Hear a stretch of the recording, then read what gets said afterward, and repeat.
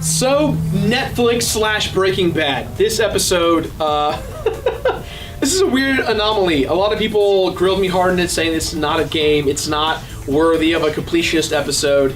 But we were kind of in a tight spot because Greg was getting married, it was the holidays, we hadn't really had a break, so we wanted to do a fun little episode with the manpower that we had for the show. The Crash Bandicoot episode, Crash Bandicoot 2, the guys who continue joked that I should complete Breaking Bad because it was such a great show, and I thought that'd be such a funny thing to do. The thing is, though, is that I'm not a film critic. I have a film background, a film analysis background, and production background, and I like to separate my film experience from my gaming experience as much as I can, with the exception of Final Fantasy 7 month. But I thought it was really funny, so I took the opportunity to do that, and so I can't really tell you how much time it took because obviously it's just a TV show. So I don't know, 4 seasons worth, I think, at the time when this video came out. I think season 5, half of it was airing, so not all of season 5 was out yet, and you'll actually hear me talk about that a little bit.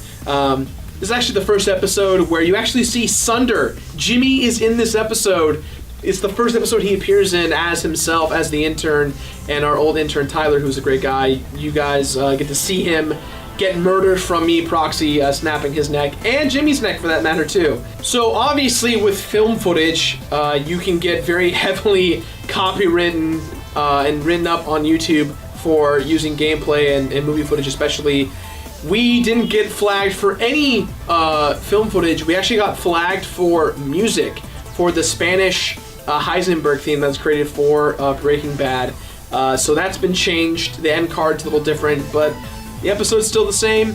You know, hey, YouTube copyright content ID is a very scary system that still needs a lot of work, and it's forcing guys like me to kind of creatively think outside the box, even more so than what we think we're already doing. What else more can I say about Breaking Bad? It's a great show. If you haven't watched it, you should. If you're young, don't watch it. Wait till you're older. It's a fun little joke episode. And I think it was a nice little break for us. Greg was on his honeymoon. He was getting married, so that's a thing. Anyways, I hope you guys enjoy Breaking Bad, and we'll see you next week. Enjoy the show. Enjoy the show of Breaking Bad and other stuff. Yeah. Yes!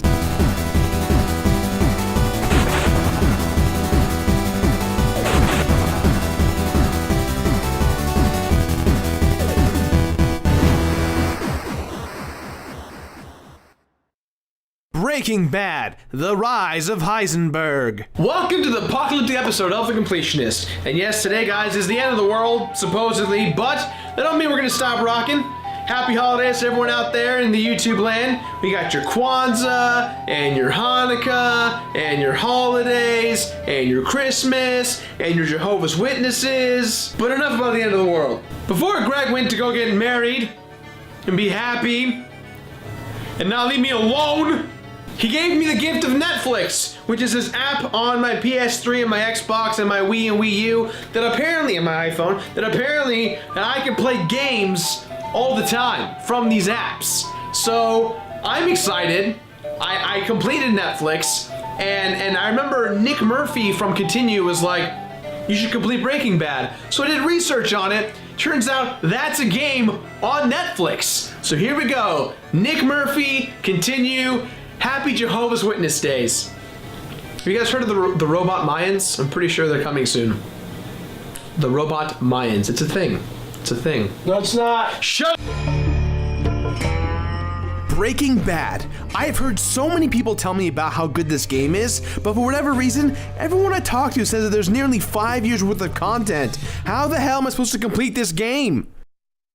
Wait, do you guys hear that? That's right. Absolutely nothing. There's no Greg to say, but Birdman. Now with Greg out of the way, I can do the intro of the show just like all the kids want me to. Yes!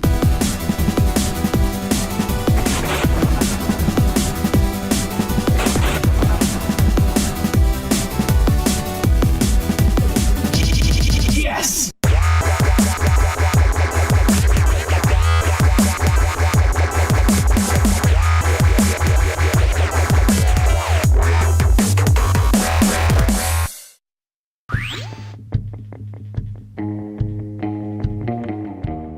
Walter White is a washed-up chemistry teacher from New Mexico. He's your typical family man with a stay-at-home wife and a teenager son who unfortunately is afflicted with cerebral palsy. Walter tirelessly works to provide for his family, even going so far as getting a second job as a car wash cashier to help with the mortgage. Our story begins with Walter standing in the middle of the desert road, wearing nothing but a dress shirt and tidy whities. With a crashed RV and sirens becoming louder, you are given the sense that something illegal has most likely gone down. Cut to the start screen.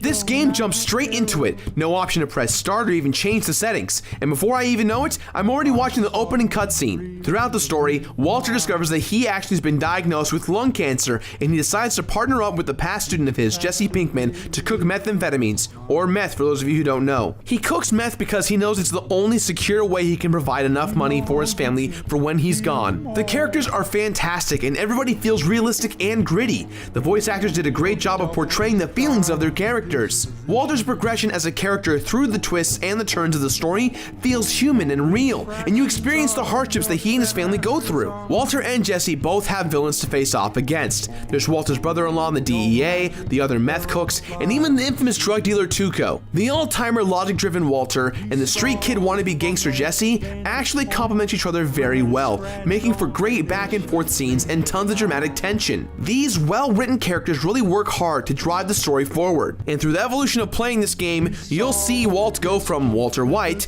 into drug aficionado Heisenberg.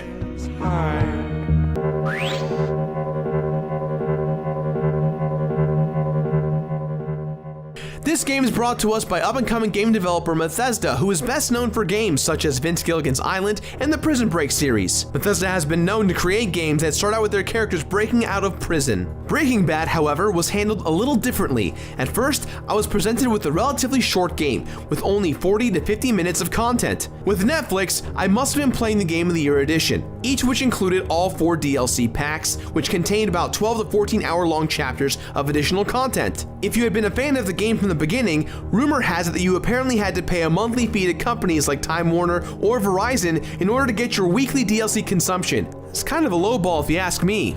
The graphics in Breaking Bad are quite literally beyond words. We all knew the PS3 was a beast, but I never thought in a million years that they would look this realistic. Bethesda's AMC Story Matters engine made some huge promises at E3 in June, and boy does it deliver in seamless 24 frames per second 1080p. The textures are almost undetectable. I've never seen more realistic lighting, and the particle effects are numerous and seamless that you don't even realize what you're looking at is a game most of the time. More than once, I found myself believing that Albuquerque, New Mexico was a real place that I could actually go and visit someday. With console graphics this flawless, I can't even begin to imagine how good this would look on the PC. I touched briefly on this earlier, but the audio not only measures up to the graphics, it sometimes even goes beyond them in terms of pure impressive quality.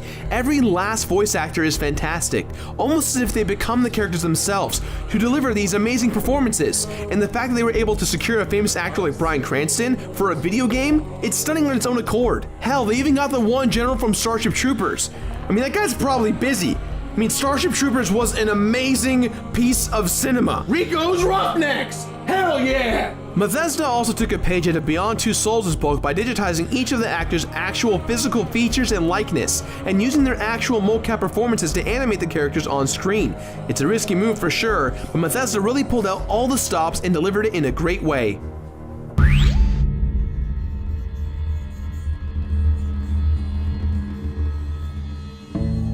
With all of this interesting story and wonderful graphics, the dynamicness of Breaking Bad all comes down to the lack of gameplay mechanics. That's because there's only one button to press, the start button. Ladies and gentlemen, this is quite possibly the world's most easy game. No grinding, no decisive choices. You just press the start button. The least they could have done is added a QuickTime event when Walt murders someone.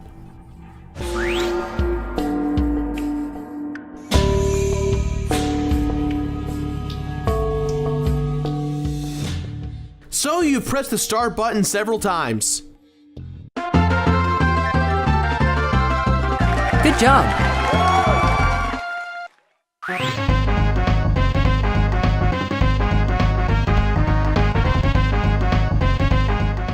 If you fully completed Breaking Bad, you actually have the ability to cook meth. And all you need to do is get some chemicals and get a defibrillator You know what? Screw it.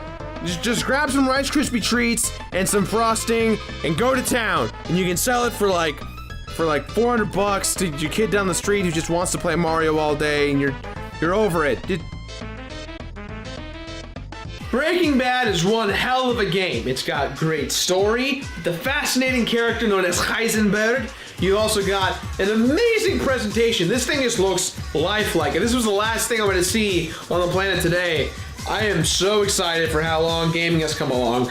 And the gameplay does kind of suck, but you know what? In the end, you're going to learn to cook meth. And that's a pretty viable resource, guys. With that in mind, I give this game my completionist rating of... Whoa, Gerard, stop. You're gonna screw up your entire career with this. Guys, this is Tyler the intern. Hi, how you doing? Hi, Internet. You got 3 seconds to explain why you ruined this take. Netflix isn't a game. Netflix is a movie app. You've been watching a TV show this entire week. I've been doing nothing. You've been watching it. Murder in the Intern. It. That's all the time we have for today, guys. So please, as always, leave your positive and negative comments in the box below. Don't forget to leave your suggestions for the future of the show. Not films, not TV shows. Please, we're talking games. We're gonna look like this guy on the floor. I didn't even recommend it. Now, if you excuse me, I'm gonna go eat some meth covered in Rice Krispie treats. How's it going, Gerard? Oh, hey, filming. Oh. Come on, you killed Tyler! Bro! You have 5 seconds to explain why you ruined this take. Now I'm gonna have to 5, cut together the timeline, 4, balance the sound. 3, you know how much of a problem this 2, is? Oh, he made 1. my life so much easier. Say my name! Completionberg. You damn right! Ugh. You know, we've learned a lot here on the show today, guys. The moral of the story is, don't do meth and then murder your interns. Also praise the Robot Mayans.